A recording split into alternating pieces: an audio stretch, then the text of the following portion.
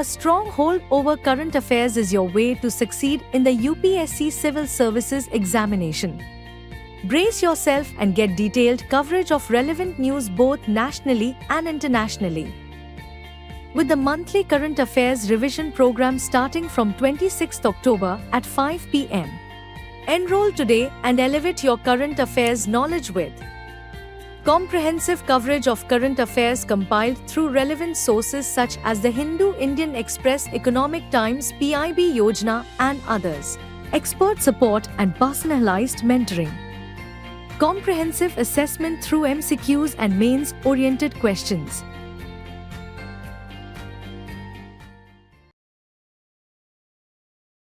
Hello and welcome to this edition of News Today. Without delay, let's have a look at the headlines first. President released report on prisons in India, mapping prison manuals and measures for reformation and decongestion. The Supreme Court ruled prior sanction mandatory to prosecute public servants. Ministry of Culture and International Buddhist Confederation organized First Asian Buddhist Summit 2024 concludes. United Nations Environment Programme released Adaptation Gap Report 2024. Study highlights detrimental effect of rainforest conversion to rubber plantation on soil dissolved organic carbon. UNESCO released Global Education Monitoring Report 2024. In our first news, we'll talk about a significant development where the President has released a report titled Prisons in India, mapping prison manuals and measures for reformation and decongestion.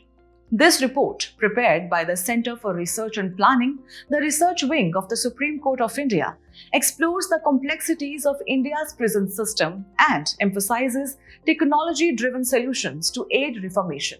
Now, let's look at some key insights. First, addressing stereotyping. The report finds that prison manuals often label essential sanitation and conservancy work as menial or degrading, reinforcing a hierarchical view of labor within prisons. Moving on to bail, the report notes a high rejection rate for bail applications, 32.3% in session courts and 16.2% in magisterial courts. The slow pace of trials also poses a challenge, with over 52% of cases involving accused individuals in custody for more than a year still pending at the evidence stage as of 2023. Additionally, the report highlights issues such as the persistence of manual scavenging in prisons and the unconstitutional caste-based division of prison work, as ruled in the Sukanya Shanta case. The underutilization of open prisons also remains an area of concern.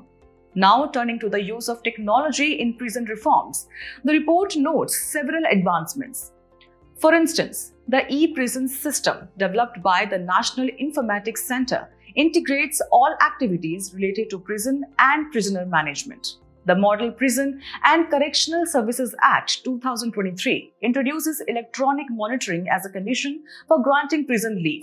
Meanwhile, the fast and secure transmission of electronic records, also known as FASTER system of the Supreme Court, has significantly reduced delays in the communication of bail orders from courts to prisons. Lastly, the Interoperable Criminal Justice System, or ICJS, offers an automatic channel between courts, police, and prisons, helping to reduce unjustified delays in custody cases. In conclusion, this report underscores the pressing need for reform and the potential role of technology in transforming India's prison system. In a landmark ruling, the Supreme Court has declared that prior sanction is mandatory to prosecute public servants in money laundering cases. This decision introduces a crucial procedural safeguard under the stringent Prevention of Money Laundering Act, or PMLA, ensuring an additional layer of accountability in prosecuting such cases. Let's dive into the details, starting with the recent Directorate of Enforcement versus Bibhu Prasad Acharya case. The Supreme Court highlighted the supremacy of the Criminal Procedure Code, or CRPC, emphasizing that PMLA does not override the requirement of prior sanction outlined in Section 197 of the CRPC. This provision safeguards public servants by mandating a prior sanction for prosecution regarding actions taken in the course of their duties. Interestingly, this provision now corresponds to Section 218 of the Bharatiya Nagrik Suraksha Sanhita 2023, which will replace the CRPC effective July 1, 2024. Now, a closer look at Section 197 of the CRPC. It exists to protect public servants from prosecution for acts done in discharge of their duties, ensuring that their work is not hindered by unwarranted legal proceedings. However, this protection is not without limits. Public servants can still be prosecuted, provided there is a prior sanction from the appropriate government. Continuing with protections for public servants, Article 311 Clause 1 and 311 Clause 2 of the Indian Constitution offer constitutional safeguards specifically to civil servants. In addition, the Public Servants Inquiries Act of 1850 mandates that inquiries into public servants conduct be fair and transparent, upholding principles of natural justice within public administration. Switching gears now to the Prevention of Money Laundering Act or PMLA enacted in 2002. This comprehensive law aims to prevent money laundering and provides for the confiscation of property derived from such illegal activities. The enforcement of this law falls under the jurisdiction of the Enforcement Directorate or ED and the Financial Intelligence Unit India, also known as FIUINT. Under the PMLA, money laundering is defined as the process of making illegally earned money appear legitimate. It includes activities such as concealing, possessing, or acquiring the proceeds of crime with the aim of obscuring their unlawful origins. In summary, the Supreme Court's decision reaffirms the need for prior sanction to prosecute public servants under the PMLA, strengthening procedural safeguards and enhancing accountability in handling money laundering cases. Moving on to the next news for the day, the Ministry of Culture and the International Buddhist Confederation have successfully concluded the first Asian Buddhist Summit 2024, which took place under the theme Role of Buddhism in Strengthening Asia.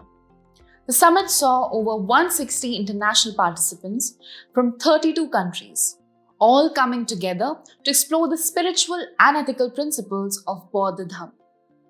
One of the summit's key highlights was the emphasis on the profound interconnection among Buddhism, India, and Asia, showcasing their complementary relationship.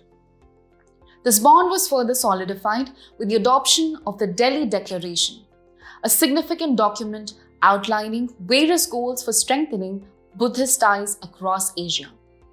The summit reaffirmed the role of Buddhism as a guiding framework for ethical governance, compassionate action, and sustainable development, all underpinned by the core principle of mindfulness. In line with India's Act East policy and Neighbourhood First policy, the summit emphasized the importance of collective, inclusive, and spiritual development across Asia, ensuring the continuity of these values in the region. Moving on to the role of Buddhism in India's diplomacy, the summit also highlighted India's historical legitimacy as the birthplace of Buddhism, a status that provides the country with unique diplomatic leverage, especially considering that 97% of the global Buddhist population resides in Asia. India is also keen on accommodating Buddhist tourists and promoting cross-border connections, positioning itself as a major spiritual destination for Buddhists worldwide. An example of this initiative is the development of the International Buddhist Tourist Circuits, in collaboration with Nepal, covering iconic Buddhist sites such as Bodh Gaya, Sarnath, and Nalanda. Buddhism has been a strong linchpin in India's cultural diplomacy with the ASEAN region. Recently, the relics of Lord Buddha were flown to Thailand. Additionally, India's role as a protector of Buddhist traditions was highlighted through its hosting of the Dalai Lama and the Tibetan Parliament in exile in Dharamshala, which continues to enhance India's image as a key defender of Buddhist values and heritage. Finally, let's take a look at the key points of the Delhi Declaration that emerged from the summit. The declaration emphasizes the importance of building stronger connections between Asian nations, grounded in Buddhism principles. It calls for greater focus on preserving and studying Pali texts and Buddhist philosophy and encourages the youth to be more actively involved in cultivating a value-based society. The declaration also explores the relevance of Bodhidharma in modern scientific and medical fields and stresses that Buddha's teachings serve as a unifying force for global peace and understanding. In conclusion, the first Asian Buddhist Summit 2024 has not only strengthened the spiritual ties within the global Buddhist community, but also reaffirmed India's pivotal role in fostering peace and development in Asia through its rich Buddhist heritage. Moving ahead, the United Nations Environment Programme, or UNEP, has just released its Adaptation Gap Report 2024. This annual report provides a detailed assessment of global progress in adaptation planning, implementation, and finance. Let's start with what the report defines as the adaptation gap. The adaptation gap refers to the difference between what's actually implemented in climate adaptation and the goal society sets, which reflects both resource limitations and competing priorities. Currently, this adaptation gap is estimated to cost between $187 billion and $359 billion per year. Now, focusing on adaptation progress, international public adaptation finance flows to developing countries reached $27.5 billion in 2022. This growth marks a step forward towards the Glasgow Climate Pact, where developed nations committed to at least doubling adaptation finance to developing countries from $19 billion in 2019 by 2025. Next, on the significance of adaptation, UNEP reports that global climate risk could be reduced by half with ambitious adaptation measures. For instance, an annual investment of $16 billion in agriculture could help prevent around 78 million people from facing starvation or chronic hunger due to climate change. Now, let's discuss the report's recommendations for bridging the adaptation gap. UNEP suggests adopting an ambitious new collective quantified goal for climate finance at COP29, strengthening enabling factors, adopting new financial instruments, building capacity, and advancing technology transfer are also crucial. Furthermore, the report emphasizes the need to move from reactive, incremental, project-based adaptation financing to more anticipatory, strategic, and transformational adaptation. Finally, some key global and national initiatives for adaptation. Globally, we have the Paris Agreement, which includes a global goal on adaptation to enhance adaptive capacity. The UAE has launched a framework for global climate resilience with 11 adaptation targets. And the Adaptation Fund finances projects in developing countries under the Kyoto Protocol. On the national front, India has its National Action Plan on Climate Change, or NAPCC, which includes 8 national missions on climate change. The National Adaptation Fund for Climate Change, or NAFCC, finances adaptation action in vulnerable states, complemented by sectoral schemes like Mishti and Amrit Dharohar. In summary, UNEP's Adaptation Gap Report highlights both the progress made and the significant steps needed to close the adaptation gap, with ambitious goals and financing shifts crucial to addressing climate risks. Moving ahead, a new study has highlighted the detrimental effects of converting rainforests into rubber plantations on soil-dissolved organic carbon, or DOC, with significant implications for global carbon cycling and climate change. According to the study, this conversion removes about 50% of the sequestered carbon from the soil, releasing it into the atmosphere as greenhouse gases. The loss of carbon from the soil is particularly concerning, as soil worldwide stores 1,500 petagrams of organic carbon, a figure that far exceeds the combined carbon stocks of the atmosphere and vegetation. In addition to carbon loss, the conversion to rubber plantations has also led to a significant increase in soil-dissolved organic carbon, with levels rising by 150 to 200%. Since soil DOC accounts for about 1% of soil organic carbon, its increase is notable. As one of the most mobile forms of organic matter in terrestrial ecosystems, Soil DOC plays a crucial role in soil formation processes and the broader global carbon cycle. Beyond carbon issues, the study also outlines several other environmental impacts of rubber plantations. First, there's a significant loss of biodiversity. The shift to rubber monoculture reduces biodiversity and weakens land resilience. For example, in Thailand, the conversion to rubber plantations has led to a 60% reduction in biodiversity. In addition, the expansion of rubber plantations has contributed to deforestation, with more than 4 million hectares of tropical forests being lost in Southeast Asia over the past 3 decades. This widespread deforestation not only harms ecosystems but also contributes to water scarcity.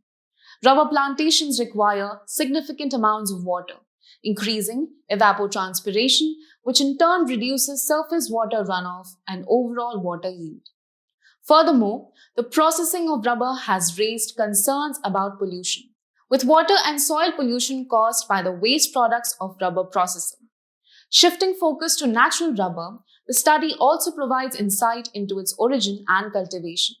Rubber comes from the Hevea brasiliensis tree, native to the Amazon River basin, and was introduced to tropical Asia and Africa by the colonial British government.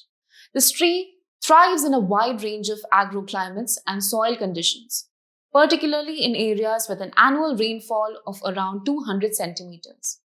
Currently, Southeast Asia dominates global rubber production, accounting for 90% of the world's supply, with Thailand being the largest producer.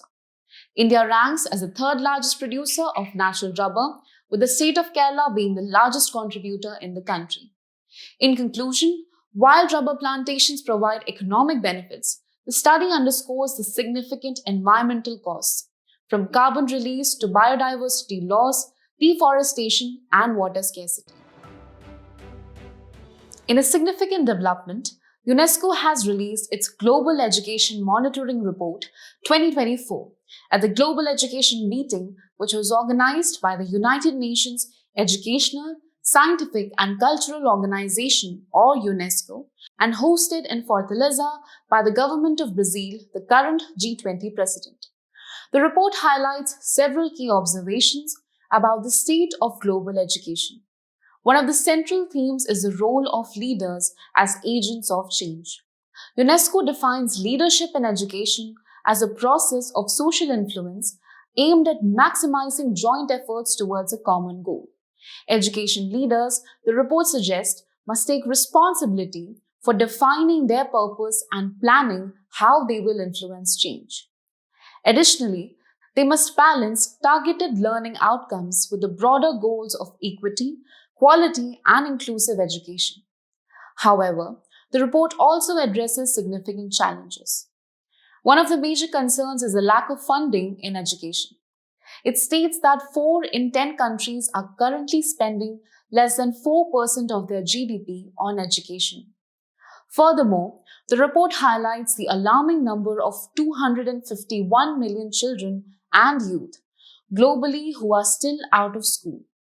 Unfortunately, progress in this area has been slow, with a reduction of only 1% since 2015. When it comes to access to education, the report notes that Central and Southern Asia has made considerable progress. But countries such as Afghanistan, Bangladesh, India, and Pakistan continue to have some of the largest out-of-school populations in the world, which remains a major challenge to global education efforts. To address these issues, the report makes several key recommendations.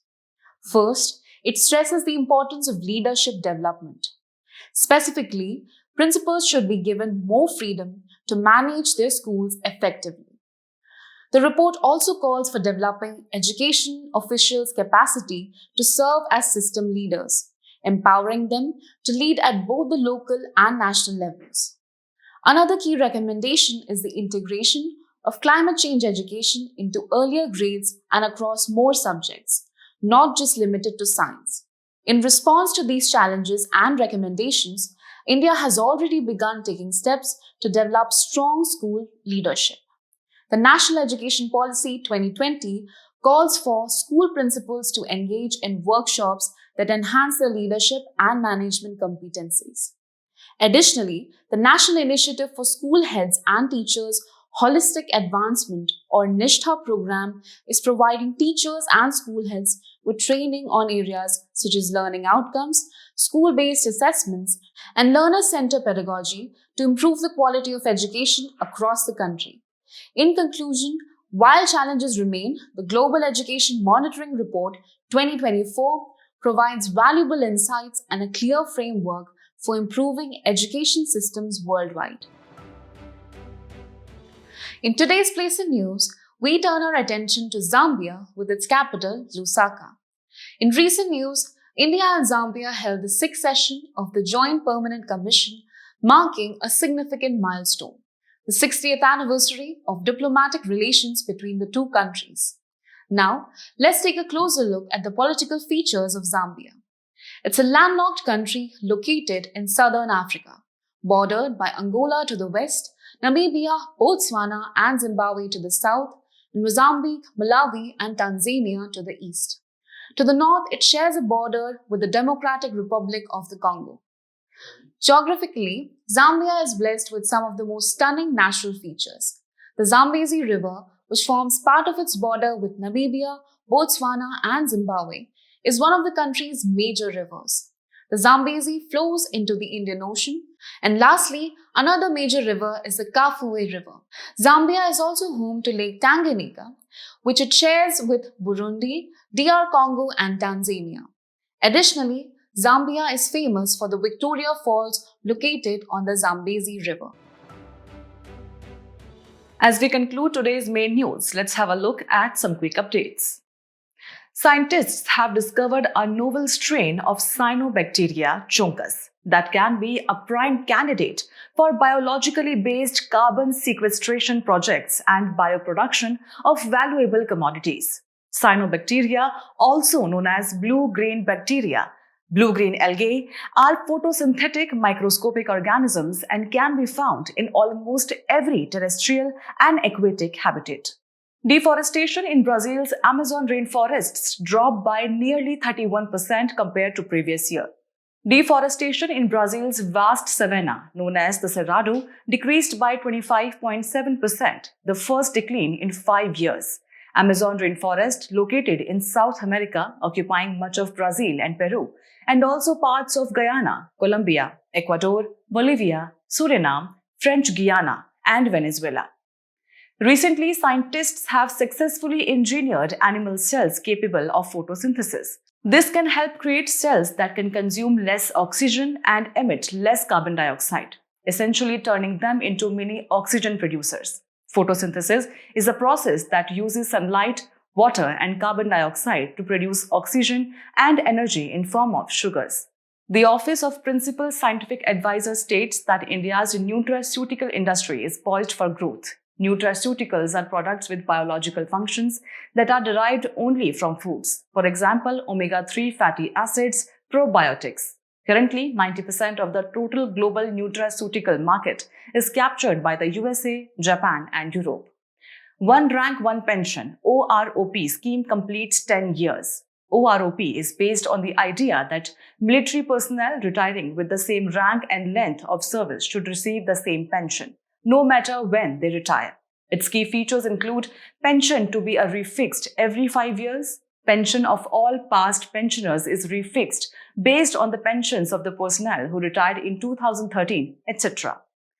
Israel have developed PYPIM that enables computers to process data directly in memory, bypassing the need for the Central Processing Unit (CPU). PYPIM is a platform that combines the Python programming language with digital processing in memory (PIM) technology. Women in Ladakh play a key role in sea buckthorn cultivation. Sea buckthorn was given GI tag in 2023. In Ladakh, it is grown completely organically without any pesticides. The berries are harvested in September-October every year. Every part of the plant, including fruit, leaf, twig, root, and thorn, has been traditionally used as medicine, nutritional supplement, etc. A new World Health Organization study listed 17 pathogens as top priorities for new vaccine development. It's the first global effort to prioritize endemic pathogens based on regional disease burden, antimicrobial resistance risk, etc. Before we sign off, let's challenge your understanding in today's installment of Test Your Learning.